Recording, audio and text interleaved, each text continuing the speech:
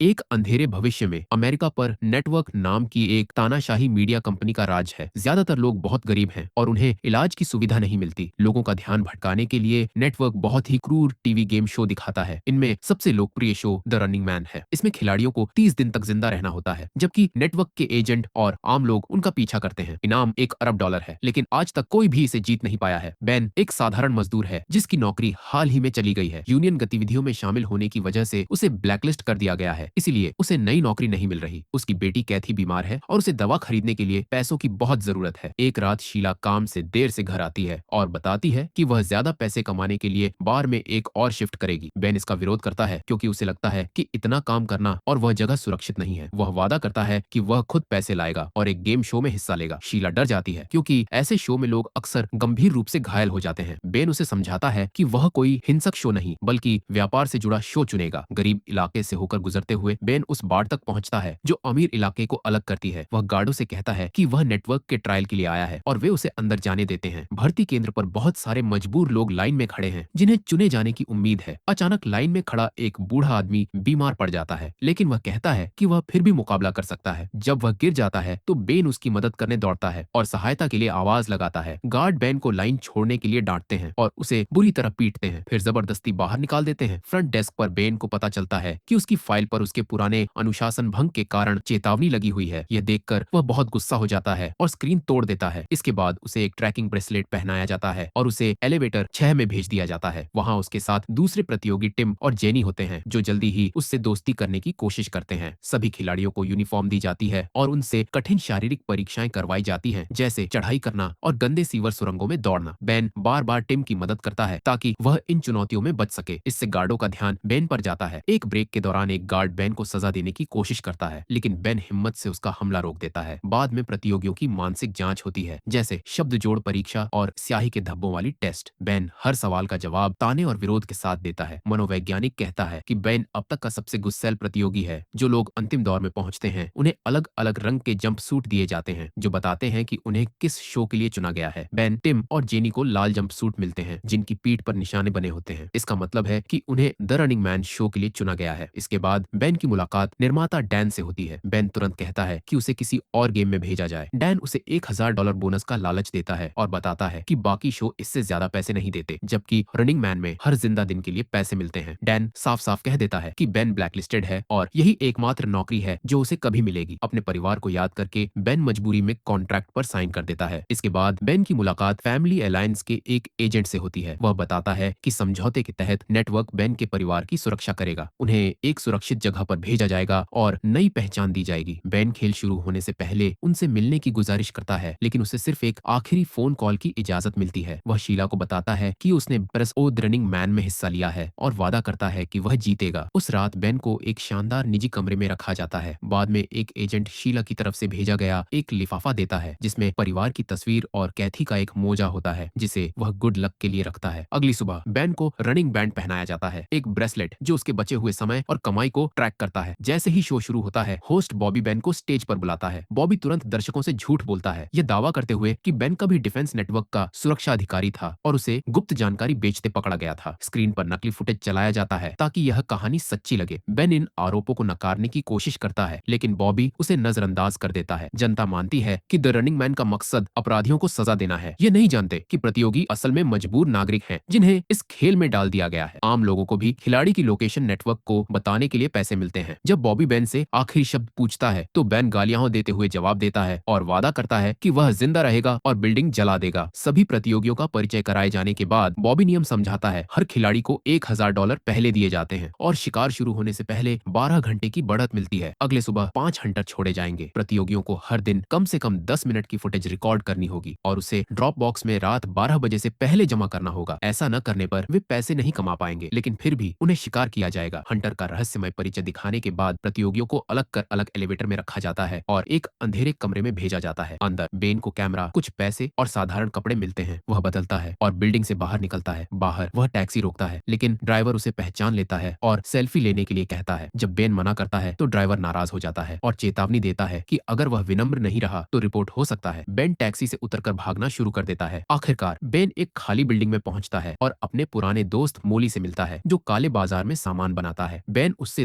2 नकली ID card और एक बंदूक बनाने को कहता है, लेकिन मोली पहले गुस्से में मना कर देता है। उसे गुस्सा है कि बेन ने खेल चलने के दौरान उसे खतरे में डाल दिया। थोड़ी बहस के बाद और कैथी के बारे में सुनने के बाद मोली रिलक्टेंटली मदद करने को तैयार हो जाता है। बेन का मेकओवर किया जाता है और उसके नए रूप के अनुसार नई पहचान दी जाती है। मोली उसके सामान को सूटकेस में पैक करता है ताकि वह एक व्यवसाय की तरह दिखे और उसे चेतावनी देता है कि वह स्लम इलाकों में न जाए, क्योंकि वहाँ के गरीब लोग इनाम के लिए उसे बेच सकते हैं। इसके बजाय मोली सलाह देता है कि बेन भीड़ वाले इलाकों में गिरफ्त में रहे और घुल मिल जाए। मोली यह भी बताता है कि उसने पहले बेन को अपने सहायक के रूप में रखने की योजना बनाई थी, लेकिन अब बहुत देर हो चुकी है। अगली सुबह बेन ट्रेन स्टेशन पहुंचता है, जहां तीनों प्रतियोगियों के चेहरे वाले पोस्टर हर जगह लगे हैं। वह न्यूयॉर्क के लिए टिकट लेता है और ट्रेन में चढ़ जाता है। तभी उसका ब्रेसलेट बताता है कि शिकार आधिकारिक तौर पर शुरू हो गया है। एक छोटा लड़का उससे बात करने की कोशिश करता है और बेन तुरंत उसे धमकाता है, लेकिन बच्चा बताता है कि बेन की नकली मूंछ झुलस रही है। न्यूयॉर्क पहुंचकर बेन एक शानदार होटल में चेक इन करता है। रिसेप्शनिस्ट देखता है कि आईडी फोटो में आदमी के पास मूंछ है, लेकिन बेन के पास नहीं। बेन आसानी से कह देता है कि उसने मूंछ हटा दी। अपने कमरे में अकेले रहते हुए वह अपना भेष हटाता है, दीवारों को ढकता है और खुद को झपकी लेते हुए रिकॉर्ड करता है। उस शाम वह टेप को ड्रॉप बॉक्स में जमा करता है। आधी रात को उसका ब्रेसलेट पुष्टि करता है कि उसने पहले दिन को जीवित रहकर बोनस कमा लिया है। इस बीच हंटर मोली का पीछा करते हैं और उसे पीटते हैं जब तक कि वह बेन की नकली आईडी का नाम न बता दे। अगले दिन हंटर बेन के होटल कमरे में घुसते हैं और उसे गोली मारते हैं, लेकिन बेन जागता है और पता चलता है कि यह सपना था। टीवी पर अब प्रसारण टिम को दिखाता है, जो एक दुकान की क्लर्क के साथ मजाक कर रहा है। हंटर उसे आसानी से ढूंढ लेते हैं और जैसे ही वह बाहर कदम रखता है सिर पर गोली मार देते हैं। इसके बाद बेन अपने होटल का स्टे 3 दिन और बढ़ा देता है। वह अपने सामान को एक साधारण बैग में डालकर खिड़की से नीचे कचरे के डिब्बे में फेंक देता है। फिर वह होटल से आराम से बाहर निकलता है, बैग निकालता है और बस लेकर बॉस्टन पहुंचता है। वहाँ वो एक गरीब आदमी से पुराने कपड़े और हॉस्टल का रूम की खरीद लेता है। बेन हॉस्टल में घुसता है और एलिवेटर में चढ़ता है, ये नहीं जानते कि पहले ही आउट ऑफ सर्विस का साइन गिर चुका है। एलिवेटर दूसरे मंजिल पर फंस जाता है और बेन को बाहर निकलकर तीसरी मंजिल तक पैदल चढ़ना पड़ता है, जहाँ उसका कमरा है। कमरे के अंदर बेन को क्लोसेट में छिपा एक बॉक्स मिलता है, जिसमें गम, सिगरेट और एक ग्रेनेड होता है। वह अपना दैनिक टेप रिकॉर्ड करता है और उसका ब्रेसलेट जल्दी ही चेतावनी देता है कि टेप ड्रॉप बॉक्स में जमा करना है। बाहर ड्रॉप बॉक्स के पास बहुत सारे लोग जमा हैं। जब बेन नहाकर बाथरूम की ओर जाता है, तभी उसे अचानक एहसास होता है। वह बाहर खड़े एक आदमी को पहचान लेता है और वह हंटर है, जो अब ऊपर की ओर बढ़ रहा है। ठीक समय पर कोई बाथरूम से निकलता है और खुला दरवाजा बेन को हंटर से छिपा लेता है। जब हंटर कमरे तलाशना शुरू करता है, बेन बाथरूम में घुस जाता है और खिड़की से बाहर देखता है, लेकिन रास्ता बंद है। वह बिना बैग लिए भाग नहीं सकता। सोचते हुए बेन दीवार से एक धातु की छड़ी निकालता है और शीशा तोड़ देता है। फिर वह च्युइंग गम की मदद से शीशे का टुकड़ा छड़ी पर लगा देता है और एक साधारण पेरिस्कोप बना लेता है। कॉरिडोर में बेन इस पेरिस्कोप का इस्तेमाल करके हंटर्स की चाल पर नजर रखता है। फिर वह सीढ़ियों से नीचे धीरे धीरे चलता है और जोर से चिल्लाता है कि उसने बेन को दूसरी मंजिल पर भागते हुए देखा। जैसे ही हंटर पीछा करने आते हैं, बेन तेजी से ऊपर दौड़ता है, छत तक पहुंचता है और एक चमकते साइन की केबल पकड़कर नीचे उतरता है। वह खिड़की से अपने कमरे में घुसता है और कांच टूट जाता है। यह शोर हंटर्स को अलर्ट कर देता है और वे तुरंत कमरे की ओर दौड़ते हैं। बेन जल्दी से कपड़े बदल लेता है और अपना सामान पकड़ लेता है। ठीक उस समय जब हंटर्स दरवाजे पर गोली चलाने वाले होते हैं, वह खिड़की से कूदता है और फिर से साइन की केबल पकड़ लेता है, लेकिन वजन और तनाव के कारण चमकता हुआ साइन खतरनाक तरीके से झुकने लगता है। नीचे सड़क पर एक हंटर उसका इंतजार कर रहा है। कोई और विकल्प न देखकर बेन पड़ोसी कमरे की खिड़की में गिरता है। नेटवर्क का ड्रोन उसे ट्रैक करता रहता है, जबकि बेन गोलियों की बारिश में कॉरिडोर से भागता है। वह एलिवेटर तक पहुंचता है, ड्रोन पकड़ता है और उसे कंट्रोल पैनल में तोड़ देता है। रिकॉर्डिंग बंद हो जाती है और एलिवेटर फिर से काम करने लगता है। लॉबी में एक हंटर उसका सामना करता है, जिससे बेन को ग्रेनेड फेंकना पड़ता है। हंटर उसे वापस फेंक देता है, लेकिन बेन उसे उठाकर छत में लगे छेद से फेंक देता है। धमाके से एलिवेटर बेसमेंट में गिर जाता है। नीचे अंधेरे में बेन मैच जलाता है और प्रकाश के लिए एक मैगजीन जलाता है। चलते हुए गलती से वह एक रस्सी को आग लगा देता है और जब मैगजीन गिरती है, आग तेजी से फैल जाती है। हंटर्स कॉरिडोर से पास आ रहे होते हैं। बेन दरवाजे को फर्नीचर से बंद कर देता है और चूहों के झुंड का पीछा करते हुए सीवर में कूद जाता है। पीछे से गोलियां चलती हैं, एक गैस पाइप पर लगती है और एक भारी धमाका होता है, जो बेसमेंट में तबाही मचाता है। सुरंग में आग फैलती है। बेन को सीवर के पानी में कूदना पड़ता है और ऊपर की बिल्डिंग ढह जाती है। सड़क पर बेन निकलता है, जहाँ स्टेसी नहीं आता है। बेन तुरंत उसे धमकाता है, लेकिन स्टेसी कहता है कि वह सिर्फ मदद करना चाहता है। गली में छिपते हुए बेन अपने ब्रेसलेट को देखता है और पाता है कि धमाके में मारे गए हंटर्स से उसे बड़ी रकम कमाई हुई है। अंततः स्टेसी अपने भाई ब्रैड के साथ लौटता है, जो बेन को अपने घर ले जाता है और खाना खिलाता है। ब्रैड के परिवार में भी एक बीमार बच्चा है, लेकिन वह भुगतान लेने से इनकार करता है। कहता है कि वह एंटी रिबल ग्रुप का हिस्सा है। ब्रैड बेन को एक छुपा हुआ वीडियो रूम दिखाता है, जहां वह द रनिंग मैन का विश्लेषण रिकॉर्ड और अपलोड करता है। वह समझाता है है कि पकड़े गए प्रतियोगी अक्सर सार्वजनिक रूप से खुद को उजागर कर देते हैं और जीवन बचाने का तरीका है पूरी तरह छिपा रहना। ब्रैड बेन को अपने घर में छिपाने और गेम के अंतिम दिन की योजना बनाने में मदद करने की पेशकश करता है ताकि वह जीत सके। अगले दिन बेन को पता चलता है कि पड़ोस में भयानक हालात हैं, ऐसी हिंसा जिसे सरकार जानबूझकर छुपाती है। गुस्से में बेन एक वीडियो रिकॉर्ड करता है जिसमें ये अपराध उजागर करता है और सरकार पर अपने ही बच्चों को मारने का आरोप लगाता है। बाद में प्रसारण में बॉबी स्क्रीन पर बच्चों के समूह के साथ दिखाई देता है और दावा करता है कि वे हाल ही के धमाके में अनाथ हुए हैं। वह बेन का वीडियो इतना एडिट करके दिखाता है कि ऐसा लगे कि बेन बच्चों का मजाक उड़ा रहा है। बेन बार बार कहता है कि यह वीडियो नकली है, लेकिन ब्रैड की मां डर जाती है और बेन को घर से निकाल देती है। इसके बावजूद ब्रैड और स्टेसी बेन के प्रति वफादार रहते हैं। वे उसे अपनी कार के ट्रंक में छिपा देते हैं और तेजी से भागते हैं। अचानक दो मोटरसाइकिलें उनका पीछा करती हैं और ट्रंक में गोली लगती है। बेन ट्रंक खोलता है और एक टूल से एक बाइकर्स के चेहरे पर वार करता है जिससे वह सड़क पर गिर जाता है। दूसरा बाइकर्स गोली चलाता है जिससे बेन फिर से ट्रंक में लौट जाता है। ब्रैड ब्रेक मारता है लेकिन बाइकर्स कार से टकरा जाता है और ब्रैड उसे कार से रौंद कर मार देता है। इसके बाद ब्रैड बेन को शहर के बाहर छोड़ देता है, उसे बंदूक और अपने दोस्त एल्टन का पता वाला कार्ड देता है। थोड़ी ट्रेन यात्रा के बाद बेन एक और होटल में छिप जाता है और देखता है कि उसका ताजा वीडियो टीवी पर चल रहा है, यह जानते हुए कि नेटवर्क किसी भी बात को तोड़ मरोड़ कर दिखाएगा। बेन ने वीडियो में केवल किताब पढ़ते हुए खुद को रिकॉर्ड किया था। बॉबी फिर जेन की वीडियो दिखाता है जिसमें वह नाइट क्लब में पार्टी कर रही है। बेन एक अंधे पुजारी का भेष पहनकर होटल छोड़ता है और अपना वीडियो ड्रॉप बॉक्स में जमा करने जाता है, लेकिन वहां तैनात डाकिया शक करता है। वह पास जाकर बेन को नजदीक से देखने का नाटक करता है और सीक्रेटली रिकॉर्ड करना शुरू कर देता है। बेन तुरंत प्रतिक्रिया देता है, डाकिये को गिरा देता है और हेडबट मारता है, फिर वीडियो ड्रॉप बॉक्स में डालकर भाग जाता है। एक कार उसका पीछा करती है जिससे बेन जंगल के रास्ते, फेंस के पार और चलते ट्रेन के साथ दौड़ते हुए भागता है। पीछे से गोलियों की बारिश होती है और बेन कार से कार कूदते हुए दूर कहीं छिप जाता है। मैन में बेन खुद को विकलांग आदमी का भेष देखकर एक समूह में घुल मिल जाता है जो सड़क पर लगे उद रनिंग मैन के प्रसारण को देख रहा होता है। स्क्रीन पर जेन को एक कैसीनो में ढूंढ लिया जाता है और वह लगभग कार में भाग निकलती है, लेकिन दो किशोर वाहन में आग लगा देते हैं जिससे उसकी मौत हो जाती है। थोड़ी देर बाद बेन आखिरकार एल्टन से मिलता है। एल्टन अपनी माँ के साथ रहता है लेकिन कहता है कि वह मानसिक रूप से अस्थिर है और उसे नजरअंदाज किया जा सकता है। एल्टन बेन को एक छिपे हुए कमरे में ले जाता है जहाँ वह एक अंडरग्राउंड एंटी न्यूज़लेटर प्रिंट करता है। वह बताता है कि उसके पिता जो पुलिस अधिकारी थे सिस्टम के खिलाफ बोलने के बाद अपने सहकर्मियों द्वारा मारे गए और इसी वजह से एल्टन प्रतिरोध में शामिल हो गया। एल्टन यह भी बताता है कि पूरे देश की सड़क की लाइट में ऐसे स्कैनर लगे हैं जो डीएनए पहचान सकते हैं, इसीलिए बेन के लिए ऊपर जमीन पर रहना असंभव है। जीवित रहने के लिए बेन को भूमिगत छिपना होगा। एल्टन का पिता कोल्ड वॉर के दौरान एक बंकर बना चुका था और एल्टन मानता है कि बेन वहां तब तक रह सकता है जब तक खेल खत्म नहीं हो जाता। जब बेन जीत जाएगा तो एल्टन अपने न्यूज़लेटर में बेन का चेहरा छापकर पूरे देश में विद्रोह फैलाने की योजना बनाता है। बेन रात छिपे हुए कमरे में बिताता है और अपना दैनिक वीडियो रिकॉर्ड करता है। अगली सुबह जब वह वीडियो जमा करने जाता है, एल्टन की माँ उसे देख लेती है और तुरंत पहचान जाती है। वह पड़ोसियों को चेतावनी देने की कोशिश करती है लेकिन एल्टन उसे रोकता है। फिर भी यह मौका पाकर अपने पिता का बदला लेने के लिए एल्टन अंततः खुद पुलिस को बुला देता है। जल्द ही घर घेर लिया जाता है और गोलियों की बारिश दीवारों से होकर गुजरती है। जब एल्टन की माँ उनकी जगह उजागर करने की कोशिश करती है, एल्टन उसे बंद कर देता है और अपने जाल बंद फंदे सक्रिय करता है। पुलिस जब अंदर घुसती है, एल्टन फर्श पर लगे खुले बिजली के तारों पर पानी छिड़कता है जिससे कई अधिकारी इलेक्ट्रोशॉक हो जाते हैं। वह और बेन छुपे हुए कमरे की दीवार से बाहर भाग जाते हैं। पुलिस का पीछा जारी रहता है और एक और जाल से रासायनिक पदार्थ जलते हैं जिससे अधिकारी आग में फंस जाते हैं। अंतिम जाल में सीढ़ियां गिर जाती हैं और अधिकारी नीचे गिर जाते हैं। एल्टन बेन को बाथरूम में ले जाता है जहां वे शावर के अंदर छिपी पोल से फिसलकर भाग जाते हैं। अगले कमरे में एल्टन एक फर्श में छुपा दरवाजा दिखाता है और दोनों भूमिगत सुरंग में उतर जाते हैं। वहां एक हंटर उनका इंतजार कर रहा होता है और एल्टन को छुरा मारता है, फिर बेन की तरफ मुड़ता है। एक भयंकर लड़ाई होती है जिसमें बेन का हाथ कट जाता है लेकिन वह हंटर को हथियार से बेन को घायल करने से पहले छीन लेता है। चोट के बावजूद एल्टन चाकू पकड़कर हंटर की टखने पर वार करता है और उसे जमीन पर गिरा देता है। तभी हंटर को डैन का कॉल आता है जो बेन से बात करना चाहता है। बेन पूछता है कि अगर नेटवर्क के पास इतनी उन्नत तकनीक है तो उन्होंने पूरा शो नकली क्यों नहीं बनाया। डैन स्वीकार करता है कि उन्होंने कोशिश की थी लेकिन कंप्यूटर जनित प्रतियोगी असली लोगों जितने मनोरंजक नहीं थे। डैन फिर आदेश देता है कि बेन हंटर को कैमरे पर मार दे ताकि रेटिंग बढ़े। इसके बजाय बेन फिल्माने वाले ड्रोन को गोली मार देता है। बेन और एल्टन एक दरवाजे से बाहर निकलकर वाहन में कूदते हैं और जंगल की ओर भागते हैं लेकिन हेलीकॉप्टर उनका पीछा करता है। बेन को बचने का कोई रास्ता नहीं दिखता और एल्टन उसे कहता है कि वह खुद को भटका दे और बेन शरण के लिए भागे, लेकिन उससे पहले हेलीकॉप्टर में एक स्नाइपर एल्टन के सिर पर गोली मार देता है और वह तुरंत मर जाता है। दो हंटर बेन को घेरे रखते हैं लेकिन गोली नहीं चलाते क्योंकि उन्हें उसे जीवित पकड़कर सार्वजनिक फांसी के लिए ले जाने का आदेश मिला है। बेन नोटिस करता है कि वाहन में विस्फोटक लगे हुए हैं और इसे ब्रिज पर ले जाकर कूद जाता है। वाहन हंटर में टकराता है और एक बड़ा धमाका होता है। बेन नीचे नदी में कूदता है और उसका ब्रेसलेट बताता है कि उसे हंटर मारने का बड़ा बोनस मिला है। ग्रामीण इलाकों से चोरी छिपे गुजरते हुए बेन आखिरकार बंकर तक पहुंचता है, लेकिन पाता है कि सरकार ने इसे नए शहर के लिए ध्वस्त कर दिया है। वह रात एक खाली घर में बिताता है, अपने परिवार का सपना देखता है और जिंदा रहने का नया संकल्प लेता है। बाद में जब पुलिस उस घर पर आती है, वे बेन का ताजा वीडियो और एक संदेश पाते हैं जिस पर लिखा होता है, यू मेल इट। सड़क के बीच में खड़े होकर बेन पहली आती कार की खिड़की तोड़ता है और अंदर घुस जाता है। वह ड्राइवर एमेलिया को धमकाता है और कहता है कि वह जितनी तेज हो सके ड्राइव करे, क्योंकि पीछे ड्रोन और पुलिस वाहन उनका पीछा कर रहे हैं। ट्रैफिक के बीच से निकलते हुए एमेलिया अचानक मोड़ लेती है और सामने से आ रही कारों के खिलाफ ड्राइव करती है, जिससे वे अपने पीछा करने वालों से कुछ देर के लिए बच जाते हैं। ड्राइव के दौरान एमेलिया बेन को गालियां देती है। डर और गुस्से में बेन उसे अपने परिवार की तस्वीर दिखाता है और गेम की सच्चाई, मजबूर प्रतियोगियों और नेटवर्क द्वारा दिखाए जाने वाले नकली वीडियो की जानकारी देता है। अचानक कार का एआई सिस्टम हैक हो जाता है और वाहन रुक जाता है। दो रेडनेक उन्हें पकड़ने की कोशिश करते हैं, लेकिन एक ड्रोन गोलियां वहां चलाता है, पुरुषों को मार देता है और उनके ट्रक को उड़ाता है। साफ संकेत कि डैन चाहता है कि बेन जिंदा रहे ताकि और गुस्सा पैदा हो। पास लगे स्क्रीन पर एक छेड़ा हुआ प्रसारण आता है जिसमें एमेलिया की नकली वीडियो दिखाई जाती है, जिसमें वह मदद के लिए चिल्ला रही है। नेटवर्क के झूठ को सामने देखकर एमेलिया आखिरकार बेन की बात मानती है। जैसे ही वे ड्राइव करते हैं, सड़क किनारे बड़ी भीड़ खड़ी होती है, चीरिंग करती है और समर्थन दिखाती है। आखिरकार वे एक ब्लॉकेट पर पहुंचते हैं जिसका नेतृत्व खुद मुख्य हंटर कर रहा होता है। कई ड्रोन रिकॉर्डिंग कर रहे होते हैं। बेन दावा करता है कि उसके पास विस्फोटक है और धमकी देता है कि अगर उसे एक प्लेन और 2 पैराशूट नहीं दिए गए तो वह लोगों को लाइव टीवी पर मार देगा। हंटर आदेश पाता है और उसकी मांगे मान ली जाती हैं। बेन एमेलिया को कहता है कि वह जाने के लिए स्वतंत्र है, लेकिन वह मना कर देती है, कहती है कि उसने सच्चाई देखी है और मदद करना चाहती है। कुछ मिनट बाद हवाई अड्डे पर बेन हंटर नेता से कहता है कि वह अपना मास्क हटाए। वह शुरू में मना करता है, लेकिन डैन आदेश देता है और कैमरे एवेन का चेहरा पकड़ लेते हैं। बेन समझता है कि पायलट भी हंटर है और धमकी देता है कि अगर वे उसे कनाडा नहीं ले गए तो वह विमान उड़ा देगा। उड़ान के दौरान एवेन इम्पेशेंट हो जाता है और बेन के साथ बहस करता है, जिससे स्थिति तनावपूर्ण हो जाती है। जैसे ही तनाव हिंसक होने लगता है, एमेलिया बम को लेकर डर का नाटक करती है, जिससे स्थिति शांत होती है और बेन को समय मिल जाता है। अचानक डैन स्क्रीन पर दिखाई देता है और घोषणा करता है कि उनकी टीम ने प्लेन को स्कैन किया है और इसमें कोई विस्फोटक नहीं है। एवेन अपनी बंदूक उठाता है, बेन को मारने के लिए तैयार होता है, लेकिन पायलट अचानक अपनी बंदूकें एवेन पर कर देते हैं। डैन गुस्से में हस्तक्षेप करता है और याद दिलाता है कि बेन की मौत शो पर लाइव दिखानी होगी। इसके बाद डैन बेन से प्राइवेट चैनल पर बात करता है और उसे एक प्रस्ताव देता है। अगर बेन एवेन और पायलटों को मार देता है तो वह नया हंटर बन सकता है और हर साल लाखों कमा सकता है। बेन मना कर देता है। इसके जवाब में डैन एक वीडियो दिखाता है जिसमें हंटर शीला और कैथी की हत्या करते हुए दिखाई देते हैं। दुख से भरकर बेन चीखता है और गुस्से में स्क्रीन तोड़ देता है। हैरान एमिलिया अपनी स्क्रीन चालू करती है और देखती है कि बॉबी वही फुटेज दिखा रहा है, ये कहते हुए कि हंटरों ने नियम तोड़े। जनता की सहानुभूति तुरंत बेन के पक्ष में हो जाती है। एक पायलट समझता है कि यह एक जाल है और अपनी बंदूक की ओर बढ़ता है, लेकिन बेन उसे पहले गोली मार देता है और शेष हंटरों के गोलियों से बचने के लिए उसका शव ढाल की तरह इस्तेमाल करता है। एक हिंसक संघर्ष होता है और हड़बड़ी में प्लेन के कंट्रोल गलती से सक्रिय हो जाते हैं, जिससे विमान खतरनाक ढलान में चला जाता है। भारी लड़ाई के बाद बेन अपनी बंदूक वापस पाता है और शेष हंटरों को हेडशॉट से मार देता है। कुछ ही समय बाद ड्रोन प्लेन का रिमोट पायलट सिस्टम सक्रिय करता है और विमान को स्थिर कर देता है। बेन फिर एवेन को खोजता है जो छिपे हुए हैच से उस पर हमला करता है। एक और भयंकर लड़ाई होती है और अंत में बेन एवेन का सिर आईने से टकरा देता है। एवेन एक कांच का टुकड़ा पकड़कर बेन के पेट पर वार करता है और बताता है कि वह कभी खुद एक प्रतियोगी था। वह कहते हैं कि 29 दिन जीवित रहने के बाद नेटवर्क ने उसे हंटर के रूप में भर्ती किया ताकि वह जीत न सके। एवेन का दावा है कि नेटवर्क प्रतियोगियों के परिवारों को पीड़ा दे सकता है यदि जरूरत हो, और यह बताता है कि शीला और कैथी की मौत का फुटेज भी फेक हो सकता है। जैसे ही एवेन बेन को मारने के लिए बंदूक उठाता है, विमान अचानक झटके से हिलता है और उसका निशाना चूक जाता है। गोली खिड़की तोड़ देती है, जिससे विमान तेज ढलान में चला जाता है। एवेन फिर कोशिश करता है, लेकिन बेन समझ जाता है कि उसने पैराशूट चुराया है और उसे रिलीज कर देता है। पैराशूट टूटे हुए खिड़की में फंस जाता है, जिससे एवेन जकड़ जाता है। इस मौके का फायदा उठाते हुए बेन चाकू पकड़कर एवेन को मार देता है। बेन फिर एमिलिया को एक बैग देता है जिसमें एल्टन के बगावत के न्यूज़ लेटर होते हैं और विमान का दरवाजा खोलता है ताकि वह कूद सके। जैसे ही वह गिरती है, एक ड्रोन उसका पीछा करता है, लेकिन वह उसे गालियां देती है और कागज हवा में छोड़ देती है जो उड़ते हुए फैल जाते हैं। टीवी पर डैन घोषणा करता है कि अब बेन नया हंटर बन गया है। बेन कैमरे की ओर मुड़कर अपनी बेटी की सच्चाई बताता है। नेटवर्क द्वारा समाज को कैसे नियंत्रित किया जाता है वह उजागर करता है और लोगों से शक्ति रखने वालों के खिलाफ उठने और शो देखना बंद करने की अपील करता है। लेकिन इससे पहले कि वह खत्म कर पाए, नेटवर्क फीड काट देता है और डैन जल्दी से फुटेज एडिट कर देता है ताकि बेन पागल लगे। दर्शक देखते हैं कि विमान स्टेशन की ओर बढ़ता है, फिर आकाश में धमाके के साथ उड़ जाता है। कुछ समय बाद ब्रैड एपिसोड का विश्लेषण करता है और आधिकारिक कहानी में कई असंगतियां दिखाता है। जनता का गुस्सा बढ़ता है और जब विमान का ब्लैक बॉक्स मिल जाता है तो असली फुटेज ऑनलाइन लीक हो जाता है। बेन के भाषण और एल्टन के न्यूज़लेटर के माध्यम से विद्रोह का समर्थन तेजी से फैलता है और लोग नेटवर्क के खिलाफ उठने लगते हैं। ब्रैड यह भी पता लगाता है कि विमान की ऑटोमेटिक इजेक्ट सीट गायब है, जिससे संकेत मिलता है कि बेन अभी भी जीवित हो सकता है। दूसरी जगह शीला और स्वस्थ कैथी किराने का सामान खरीदते हैं। बेन की कमाई से समर्थित जैसे ही वे बाहर कदम रखते हैं, वे देखते हैं कि बेन उनका इंतजार कर रहा है। नेटवर्क हेडक्वार्टर में बॉबी घबरा जाता है क्योंकि गुस्साए लोग इकट्ठा हो जाते हैं और अंततः लाइव टीवी पर इस्तीफा दे देता है। डैन मंच पर आता है, लेकिन प्रदर्शनकारी विस्फोटक फेंकते हैं और विद्रोही भवन में घुस जाते हैं, जिससे अराजकता फैल जाती है। डैन भागने की कोशिश करता है, लेकिन एक केबल पर फिसलकर गिर जाता है। आग के बीच से बेन निकलता है और उसे सिर में गोली मारकर मार देता है, जिससे नेटवर्क का शासन समाप्त हो जाता है। अगर आपको यह वीडियो पसंद आया हो तो लाइक और सब्सक्राइब करें।